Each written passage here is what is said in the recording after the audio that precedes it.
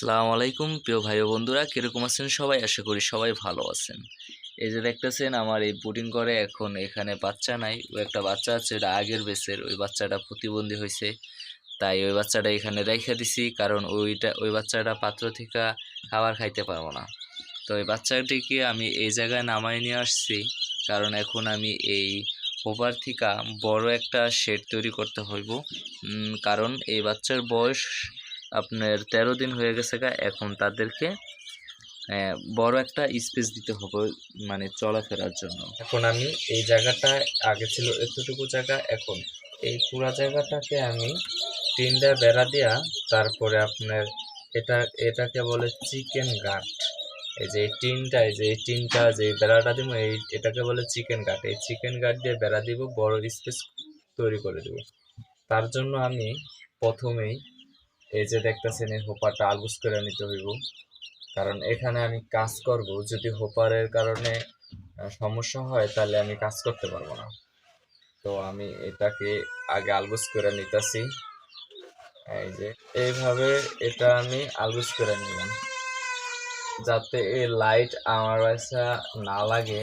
এখন এটার ভিতরে যে পাত্র আছে, এই পাত্রটা আমি সরাই নিতেছি। এখান থেকে যত ঝামেলাগুলো আছে সব সরাই নিলাম। এটার ভিতরে একটা খাবার পাত্র দিছিলাম, এটা নিজে তৈরি করছিলাম, এটাকে সরাই নিলাম। এই বাচ্চাটাকে আপাতত এই জায়গায় রাখলাম। এই যে দেখেন এই বাচ্চাটা প্রতিবন্ধী হয়েছে, এই বাচ্চাটা। তারপরে এখানে যেই ছালা দিছিলাম, ওই ছালাটাও সরাই নিলাম, ময়লায় অনেকই হয়ে গেছে গা। ছালাটা আমি একদম বাইরে সরাই নিলাম। তারপর এই জায়গায় যেই ইগুলো আছে গুলা সরাই নিতে হবে। এই যে দেখতেছেন এখানে একটা চিকেন গেট বা চিকেন লক আছে, মানে এটা টিন।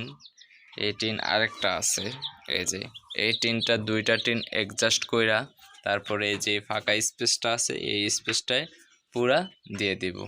তো আমার সাথে আপনারা দেখেন আমি কিভাবে কাজ করি। এখন উপর থেকে আশা করি দেখা যাইতেছে। এটাকে এইভাবে দিয়ে দিব,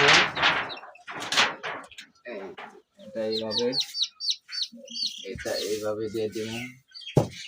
দেখেন এই জায়গায় আরো আছে, জায়গায় টুকরি আরো আছে। এখন তো আমি এখন আপনাদের এই ভিডিওটা অনেক বড় হয়ে যাবে, তার কারণে একটু দ্রুত করতেছি এবং আপনাদের কেটে কেটে দেখাইতেছি। আর কিছু গুরুত্বপূর্ণ বিষয় বলতেছি, সেটা হলো যখন আপনার মুরগিকে আপনি হেচিং থেকে নামাইবেন, তখন একদিন বয়স হবে, তার থেকে আপনার 3 থেকে বা 7 দিনের ভিতরে আপনি পেপার থেকে খাবার সরাই দিবেন। তারপরে হয়েছে 13-14 দিনের ভিতরে আপনার স্পেসটা আরও বড় করে দিবেন, যাতে মুরগি স্বাচ্ছন্দ্যভাবে চলাফেরা করতে পারে। এই যে দেখতেছেন এটা এখন তৈরি করছি, মানে চিকেন লকটা আমি দিছি। এখন এই টিনটা দেওয়ার পরে এখানে এই তুষগুলো আমি ছিটাই দিব, আরো তুষ এখানে অ্যাড করা লাগবে। এই যে দেখতেছেন এই তুষগুলো আমি ছিটাই দিব, এবং কি আরো তুষ এই জায়গায় অ্যাড করা লাগবে। এই জায়গায় আরো অল্প কিছু তুষ অ্যাড করা লাগবে।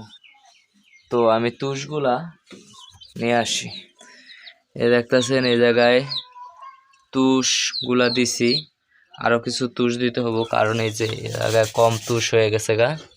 তুষ আরো দিতে হইব, আরো তুষ দিলে আপনার ভালো হইব। এই যে এখন আমি তুষ নিয়ে এলাম, এই তুষগুলা আমি এখন এই জায়গায় দিব, এই জায়গায়।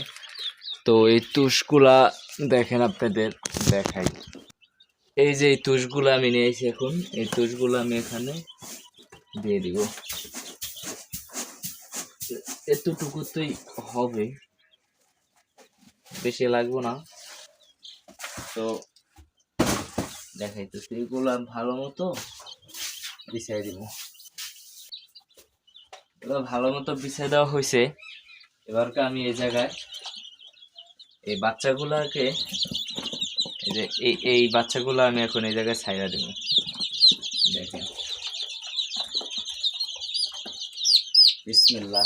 2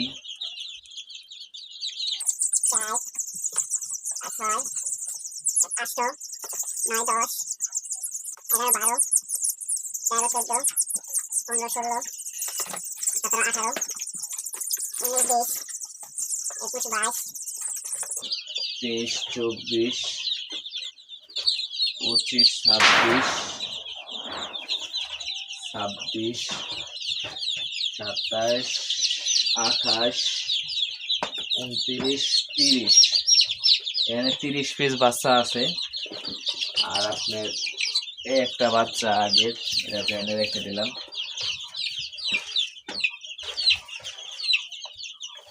এই যে দেখতেছেন 30 পিস বাচ্চা এখানে। তো এই বাচ্চাগুলো এখন এরকম করতেছে, কারণ এই বাচ্চা এখন এক জায়গা থেকে আরেক জায়গায় আসছে, তো এই কারণে এরকম করতেছে। তো এই বাচ্চাগুলো এই পুরা জায়গাটায় ছড়ায় ছিঁড়ে থাকবো। এখন এই জায়গায় আমি আদার দিব। এই যে একটা ভাণ্ড, এই ভাণ্ডটায় আমি কিছু আদার দিয়ে দিব। কিছু আদার দিলে তারপর এগুলাতে খাইতে পারবো। এই বাচ্চাগুলো এক জায়গায় সব বসে রয়েছে ডরে, এগুলা সব ডরাইতেছে এখন। এই যে এখন আমি এই জায়গায় আদর দিব। এখানে এখন আপনারা গরুয়ার আদার দিবেন, কারণ এই বাচ্চাটির বয়স অলরেডি 12 দিন হয়ে গেছে। 12 দিন বয়স হয়ে গেলে গরুয়ার আদার দেওয়া উচিত, কিন্তু আমার কাছে গরুয়ার আদার নাই এখন। সেই কারণে আমি এই যে অল্প দুগা স্ট্যাটাস আছে, এই যে অল্প দুগা, এই স্ট্যাটাস ফিডগুলো আমি এই জায়গায় দিতেছি। এগুলা খাওয়ানো শেষ হলে তারপরে আমি আবার আপনার গোড়ার আদারগুলা নিয়ে আসবো। নিয়ে আসলে একদিন এদিক ওদিক হলে কিছু হয় না। এই যে দেখেন, এই যে আদা খাও, পানির পাত্র, এই যে পানির পাত্র এভাবে দিয়ে দিবেন। তো প্রিয় ভাই ও বন্ধুরা, আপনাদের আরও কিছু যদি জানার থাকে তাহলে আমার কমেন্ট বক্সে যেয়ে লিখে আসবেন আপনাদের কি প্রবলেম। আমি সেই অনুযায়ী আপনাদের সমস্যার সমাধান করার সর্বোচ্চ চেষ্টা করব, এই ওয়াদা দিলাম। তবে আপনারা যদি আমার চ্যানেলটি এখনও সাবস্ক্রাইব করে না রাখেন তাহলে আমার চ্যানেলটি সাবস্ক্রাইব করে রাখবেন, যাতে আমি অনেক উৎসাহিত হই এই ভিডিও বানানোর জন্য। সবাই ভালো থাকবেন, দোয়া করি। আল্লাহ হাফেজ।